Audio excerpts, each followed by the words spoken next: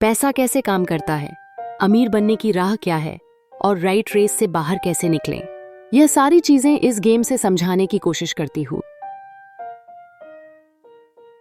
एक दिन एक औरत आई गेम खेलने के दौरान उसने एक बोट कार्ड जीता, जिसका मतलब था कि उसने उस गेम में एक बोट जीती। वह औरत बड़ी खुश हुई, मगर जब उसे पता चला कि बोट लेने के लिए तो उसे एक बड़ी रकम टैक्स भरनी होगी, तो उसकी खुशी गायब हो गई। वह बोट उसके लिए अब एसेट नहीं बल्कि लायबिलिटी बन गई। उसे पता चला कि ऐसे तो यह बोट उसकी जान ही ले लेगी। उसे यह आइडिया समझ में ही नहीं आया और रिफंड की मांग की। उसे उसके पैसे वापस मिल गए और वह चली गई। मगर बाद में उसने फोन करके बताया कि उसे अब गेम का आइडिया कुछ समझ में आने लगा था। वह उस गेम से अपनी लाइफ को जोड़ करके देख पा रही थी। पैसा कैसे काम करता है, इस बात को समझ ना पाने की वजह से उसका गुस्सा जायज था। हम भी अक्सर यही करते हैं।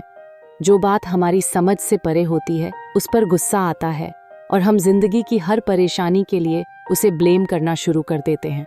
मगर अगर ठंडे दिमाग से सोचें तो यह तरीका एकदम गलत होगा। बेहतर होगा कि हम उन्हें समझने की कोशिश करें तो गेम ऑन ऑफ लाइफ जीत सकते हैं। बहुत से लोग कैश फ्लो गेम में खूब पैसा जीतते हैं, फिर उन्हें समझ ही नहीं आता कि उस पैसे का क्या करें, तो वह हैरान होने लगते हैं। इसकी वजह है उनकी पुरानी सोच जो आगे नहीं बढ़ने देती, और फिर वह बाद में सारा पैसा ही हार बैठते हैं।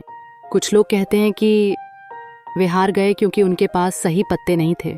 बहुत से लोग इस तरह जिंदगी में सही मौकों की तलाश में बैठे रहते हैं। कुछ लोगों को तो सही मौका मिलता भी है तो उसका फायदा नहीं उठा पाते, क्योंकि वह कहेंगे कि उनके पास पैसा ही नहीं था। अब कुछ ऐसे भी होते हैं जिन्हें पैसा और मौका दोनों मिले, फिर भी वह कुछ हासिल नहीं कर पाए, क्योंकि एक्चुअली में वह समझ ही नहीं पाए कि यह एक अपॉर्चुनिटी है। फाइनेंशियल इंटेलिजेंस का मतलब है कि आप पैसे को लेकर कितने क्रिएटिव हो सकते हैं। अगर आपको मौका मिलता है तो बगैर पैसे के आप क्या करेंगे, और अगर पैसा है मगर मौका नहीं तो उस सूरत में आप क्या करेंगे। यह सब आपकी फाइनेंशियल इंटेलिजेंस पर निर्भर करता है। ज्यादातर लोग इस बात का एक ही सोल्यूशन जानते हैं कि खूब मेहनत करके खूब पैसा कमाया जाए, लेकिन आपको सीखना है कि अपने लिए मौका कैसे पैदा किया जाए, ना कि उसके इंतजार में बैठे रहें। सबसे खास बात अमीरों की जो है वह ये है कि उन्हें पता है कि पैसा असली चीज नहीं है। असली चीज है इसका सही मतलब जानना, यह जान लेना कि जो हमें चाहिए वह हम इससे बना सकते हैं। हमारा दिमाग हमारे लिए सबसे बड़ा एसेट होता है। यही हमें सुपर रिच बना सकता है या सुपर पुअर। निर्भर करता है कि हम कैसे इसका इस्तेमाल करें। जो लोग सफल हैं उनके साथ कदम मिलाकर चलना है, तो आपको यह सीखना पड़ेगा कि पैसा बढ़ाने की चाहत को खुद के अंदर कैसे पैदा करें। आपको अपने सबसे बड़े एसेट यानी कि आपके दिमाग को इन्वेस्ट करने की जरूरत है। आपको फाइनेंशियली इंटेलिजेंट होना पड़ेगा। आइए इसे हम समझते हैं एक उदाहरण से। 1990 के दशक में एरिज़ोना और फीनिक्स के आर्थिक हालात बुरे चल रहे थे। वहां के लोगों को हर महीने $100 बचाने की सलाह दी जा रही थी। बुरे वक्त के लिए पैसा बचाने का विचार कुछ हद तक सही भी है, मगर उस पैसे का क्या फायदा जो आप जमा करते जाते हैं। इससे तो अच्छा है कि उनका कुछ हिस्सा इन्वेस्ट किया जाए जो कि आगे चलकर आपको फायदा दे। खैर, बात करते हैं एरिज़ोना और फीनिक्स के लोगों की जो आर्थिक तंगी झेल रहे थे। ऐसे में इन्वेस्टर को यह एक बढ़िया मौका लगा। लोग जो अपनी प्रॉपर्टी औने पौने दामों में बेच रहे थे उसे कई इन्वेस्टर्स ने हाथों हाथ खरीद लिया। रॉबर्ट ने भी 75,000 की कीमत वाला एक घर सिर्फ 20,000 में खरीद लिया। इसके बाद उन्होंने अटॉर्नी के ऑफिस में एक ऐड दिया, 75,000 वाला घर सिर्फ $60,000 में। बस इसे लेने के लिए ग्राहक टूट पड़े। रॉबर्ट का फोन बजना बंद ही नहीं हो रहा था। यह पैसा उनको उस एसेट से मिलने जा रहा था जो उन्होंने प्रॉमिसरी नोट के रूप में ग्राहक से लिया था, और उन्हें यह पैसा कमाने में केवल 5 घंटे लगे।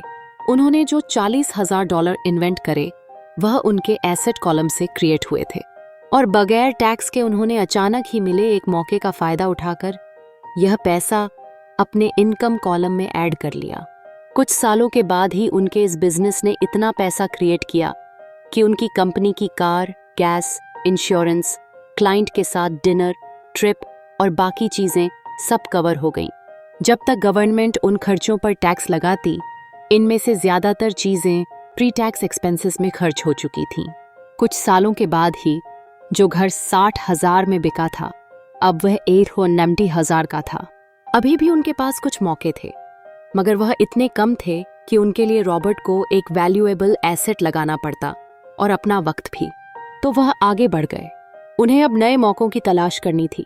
अब आप एक सवाल खुद से कीजिए, मेहनत करना भी बहुत मेहनत का काम है। 50% टैक्स भरिए और बाकी बचाइए। अब वह सेविंग्स आपको 5% इंटरेस्ट देंगी और फिर उस पर भी आप और टैक्स भरें। इससे तो अच्छा होगा कि आप अपना पैसा और टाइम अपने सबसे पावरफुल एसेट यानी कि अपने दिमाग पर इन्वेस्ट करें और फाइनेंशियली इंटेलिजेंट बने। यह दुनिया कभी भी एक सी नहीं रहती। जो आज है कल नहीं होगा। कभी मंदी तो कभी तेजी का दौर चलता रहेगा। वक्त के साथ टेक्नोलॉजी और भी बेहतर होती जाएगी। आज मार्केट ऊपर है तो कल नीचे होगा। खासकर स्टॉक मार्केट तो हर रोज बदलता है। मगर इससे आपको क्या फर्क पड़ेगा अगर आप फाइनेंशियली इंटेलिजेंट हैं तो इसीलिए तो बोल रही हूँ, इस चैनल को सब्सक्राइब करो और इसका आगे का पार्ट देखो। तब तक के लिए जय हिंद।